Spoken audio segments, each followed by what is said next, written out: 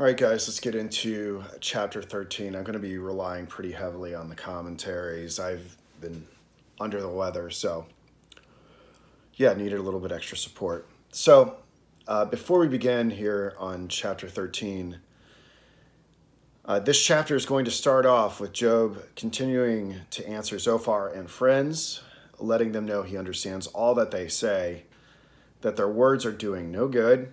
He desires a personal audience with God. So, verse 1. Lo, mine eye hath seen all this, mine ear hath heard and understood it. What ye know, the same do I know also. I am not inferior unto you. Surely I would speak to the Almighty, and I desire to reason with God. But ye are forgers of lies, ye are all physicians of no value. Oh, that ye would altogether hold your peace, and it should be your wisdom. Hear now my reasoning, and hearken to the pleadings of my lips. Verse 7, Will ye speak wickedly for God, and talk deceitfully for him?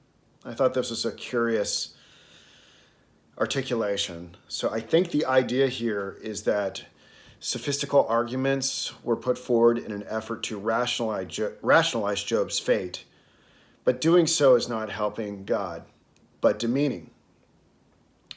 Job has not identified which arguments exactly he has in mind as sophistry. It would be good to keep a running tally of these and try to distinguish the legitimate and illegitimate ones if they can be distinguished at the end of the book. I quote here Barnes' notes on the Bible. Will you speak wickedly for God? That is, will you maintain unjust principles with a view to honor or to vindicate God? Job refers doubtless to the positions which they had defended in regard to the divine administration, principles which he regarded as unjust, though they had employed them professedly in vindicating God. The sense is that unjust principles ought not to be advanced to vindicate God. Verse 8, Will ye accept his person? Will ye contend for God? Job admonishes his friends for acting like impartial judges when they have not. The Cambridge Bible for Schools and Colleges put it thusly. The charge made against his friends by Job is that they had no knowledge of his guilt and merely took part for God against him out of servility to God. This servility was nothing but a superficial religiousness allied to superstition, which did not form its conception of God from the broad facts of the universe.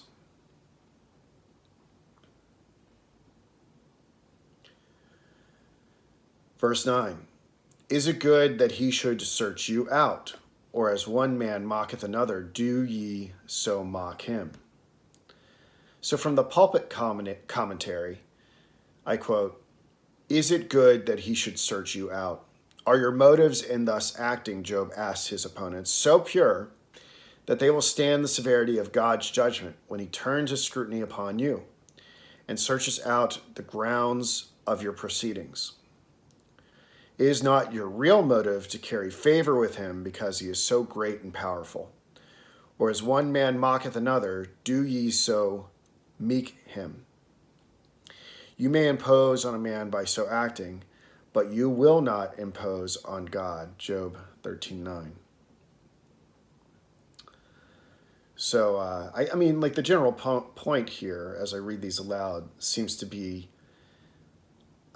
that there is something unrighteous about reflexively just identifying with God out of fear that he will crush you. Like it's important to be internally constituted in such a way that you are consistent and righteous, because that's what God is, not because you are interpreting what you think the divine will is at that moment in time. So it's Job's this rebuff is seemingly Kantian in nature. It'd be interesting to explore the Kantian element of Job 13. Verse 10, he will surely reprove you if ye do secretly accept persons. What is this, do you secretly accept persons? So, from Barnes' notes on the Bible, he will surely reprove you if you do secretly accept persons. If you show partiality, you will incur his disapprobation. This seems to have much era proverbial cast, and to mean that under no possible circumstances was it right to show partiality. No matter for whom it may be done, it will be displeasing to God, even if it be in favor of the righteous, the widow, the fatherless, or of himself.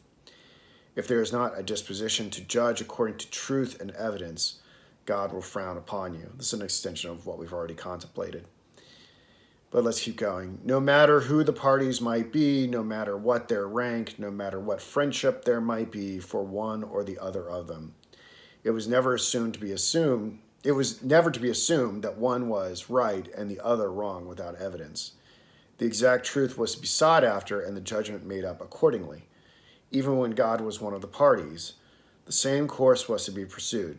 His character was capable of being successfully vindicated, and he would not be pleased to have his cause defended or decided by partiality or by mere favor. Hence, he encourages people to bring forth their strong reasons and to adduce all that can be said against his government and laws. See the notes at Isaiah 41, 1 through 21. Verse 11, shall not his excellency make you afraid, and his dread fall upon you? Your remembrances are like unto ashes, your bodies to bodies of clay.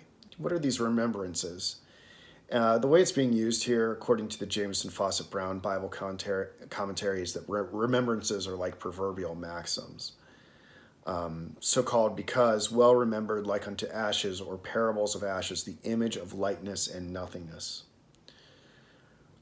And then this next part, your bodies to bodies of clay, are rather like entrenchments. Those of clay, as opposed to those of stone, are easy to be destroyed. So the proverbs behind which they entrench themselves will not shelter them when God shall appear to reprove them for their injustice to Job. So, yeah.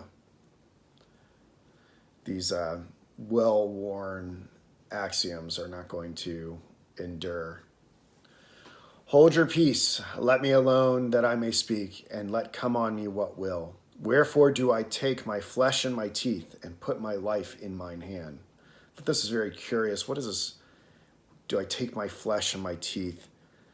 A lot of different takes on this. The Jameson Fawcett Brown Bible commentary says it's a proverb for why should I anxiously desire to save my life. The image in the first clause is that of a wild beast, which in order to preserve his prey, carries it in his teeth. That in the second refers to men who hold in the hand what they want to keep secure.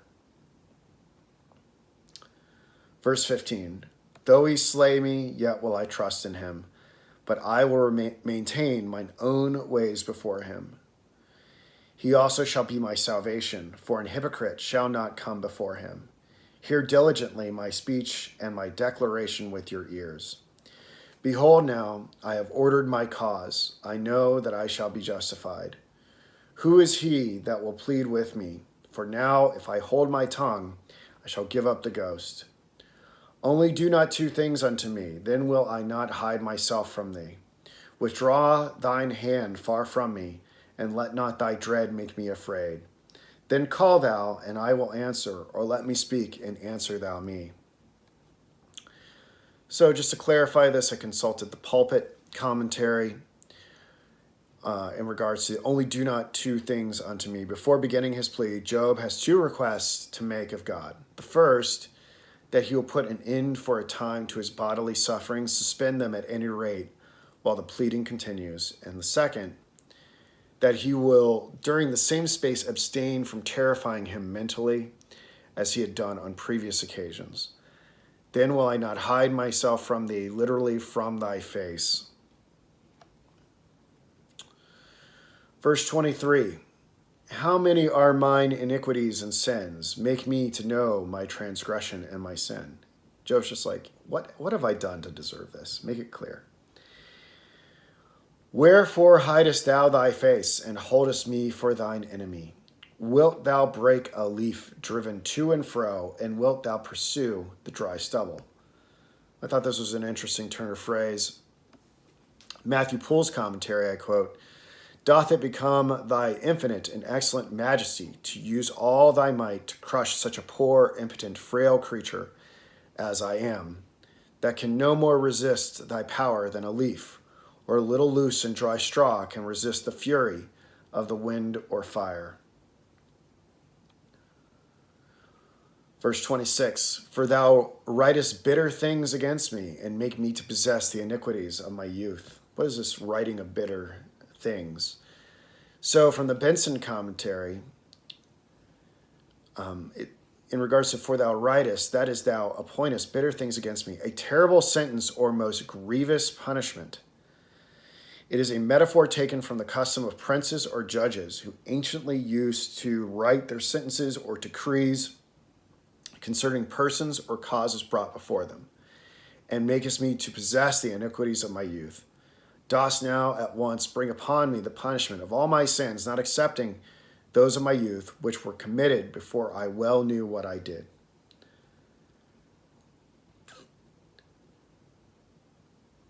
I think it's pretty easy to understand the gist of what is being communicated here. These are really getting into the parlance of the times and just trying to get our minds around the language that was employed, either when written in the original language or when translated into the Old English. So, which I find fascinating. Verse 27, "Thou puttest my feet also in the stocks, and lookest narrowly unto all my paths. Thou settest a print upon the heels of my feet." Matthew Poole's commentary on this, "Thou encompass me with thy judgments, that I may have no way or possibility to escape. When thou hast me fast in prison, thou makest a strict and diligent search into all the actions of my life, that thou mayest find matter to condemn me. Thou followest me close at the heels, either to observe my actions or to pursue me with thy judgments, so that thou dost oft tread upon my heels and leave the prints of thy footsteps upon them." And finally, verse 28, "And he as a rotten thing consumeth as a garment that is moth-eaten."